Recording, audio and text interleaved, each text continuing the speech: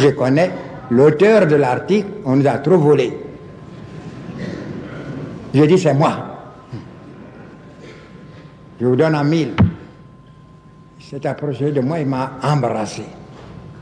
Il m'a demandé de continuer.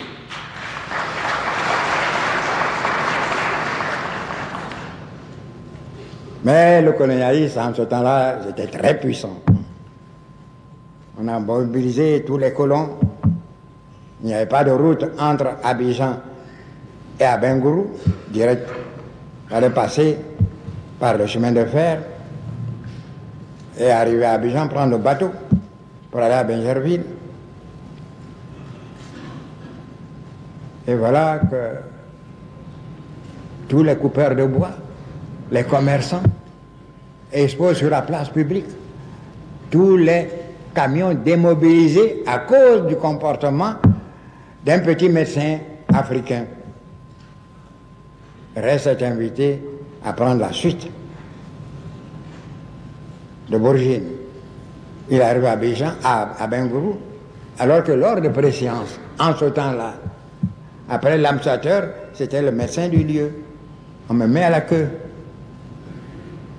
Et après les cérémonies, on m'invite au bureau de l'ambassadeur avec le gouverneur et son secrétaire et son directeur de cabinet d'El-Pêche.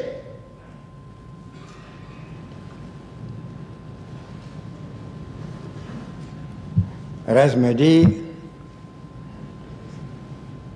tout le monde s'accorde à vous reconnaître comme un des meilleurs médecins du pays. D'ailleurs, c'est pourquoi vous tenez un poste aussi élevé que le poste d'Abengourou, puisque Abengourou contrôlait en ce temps-là la moitié de la production totale du cacao de la Côte d'Ivoire. Mais on ne comprend pas pourquoi vous vous mixez dans les affaires qui ne vous regardent pas. Ouais.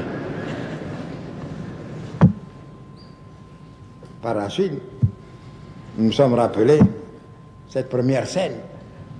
Et je lui ai dit, je ne comprends pas. Mon devoir, c'est de dénoncer les escroqueries dont sont coupables les paysans. On ne soigne pas des gens misérables quand ils peuvent se nourrir avec le fruit de leur travail. Ce sont des médicaments en moins. Alors je ne vous comprends pas, vous êtes précédé en Côte d'Ivoire de la réputation d'un grand administrateur, d'un grand gouverneur de colonies. Mais les colonies, peuplées par qui? Pas par les Blancs qui sont ici, c'est par nous. Vous êtes notre gouverneur à nous. Vous n'avez pas le droit de faire le contraire de ce qu'a fait votre prédécesseur qui nous a défendus, nous. C'est grâce à lui que nous avons persisté dans cette voie-là pour faire payer notre cacao comme il convient. L'ambassadeur Raoul est là, présent. Il a collaboré avec moi.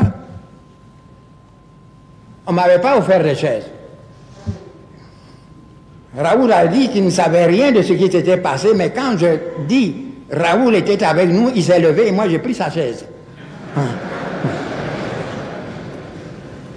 Alors le gouverneur a baissé le ton en disant, bon, puisque on se plaint de vous, vous avez déjà passé 3 ans, vous allez prendre votre congé, je vous remercie. Et c'est en ce temps-là que mes amis, c'était en 1932, m'ont dit, vous allez rejoindre votre jeune frère qui est chef de canton, qui est planteur, nous voudrons qu'il soit associé au syndicat mixte européen et africain. J'ai dit, mais ça comporte quoi? Les seuls groupes planteurs africains et les autres, les petits, dit ah non, on les a écartés. Alors j'ai dit, notre place n'est pas dans cette association du cheval et du cavalier, parce que notre place est connue d'avance. C'est la place du cheval. Nous n'acceptons pas. C'était 1932. En 1944, la France est occupée, les marchandises sont rares, on ne pouvait pas transporter notre café et notre cacao parce que la France n'avait pas la maîtrise des mers. Mais pour ne pas perdre la production, on a décidé d'allouer des indemnités aux planteurs. Mais, comprenez-moi bien, à raison d'un prix unique pour les planteurs européens, quels que soient les lieux de production. Il s'agit de cacao et de café destinés à être brûlés sur place. Mais s'agissant des Africains, des indigènes, comme on le disait en ce temps-là, il y aura une défalcation hypothétique des frais de transport. Ainsi donc, le planteur de Mans, par exemple, qui touchait 10 francs, quand il est européen, le planteur ivoirien indigène ne touchait que 4 ou 3 francs, parce qu'on a défalqué les prix et les frais hypothétiques des transports. D'autres abus, je ne veux pas...